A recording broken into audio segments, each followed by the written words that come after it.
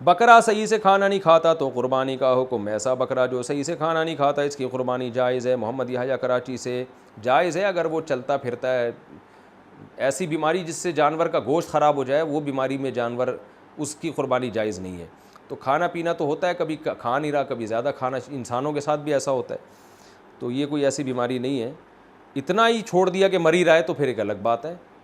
جانور کے کان میں سوراخ کر کے ٹیگ نمبر لگانا، جانوروں کے فارم میں زیادہ تر جانور کے کان میں سوراخ کر کے ٹیگ نمبر لگاتے ہیں تاکہ اس حساب سے رکھا جائے۔ ایسا جانور قربانی کے لیے ٹھیک ہے یا نہیں؟ نوید اقبال سرگودا سے، جائز ہے۔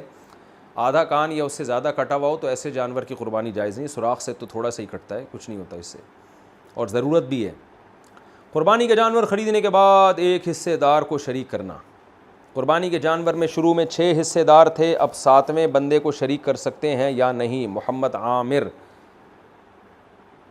6 حصے دار تھے، ان 6 نے جانور مل کے خریدا، اور خریدتے ہوئے نیت یہی تھی کہ ہم قربانی کی نیت سے خرید رہے ہیں۔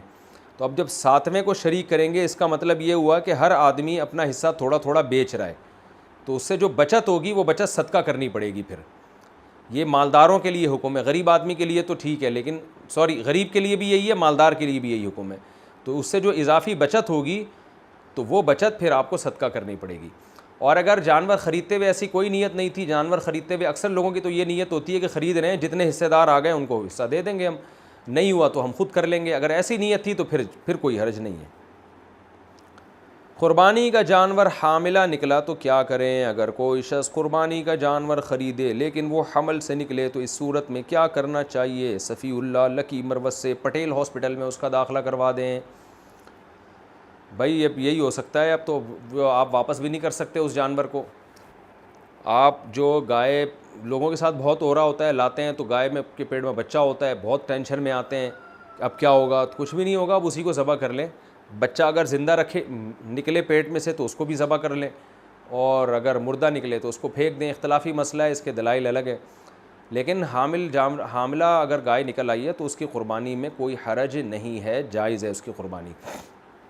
نابالغ کے نام کی قربانی کرنا، نابالغ پر قربانی کرنا واجب نہیں، لیکن اگر اس کے نام کی قربانی کر دی جائے تو یہ جائز ہوگا یا نہیں؟ نعیم الظفر ممبئی سے۔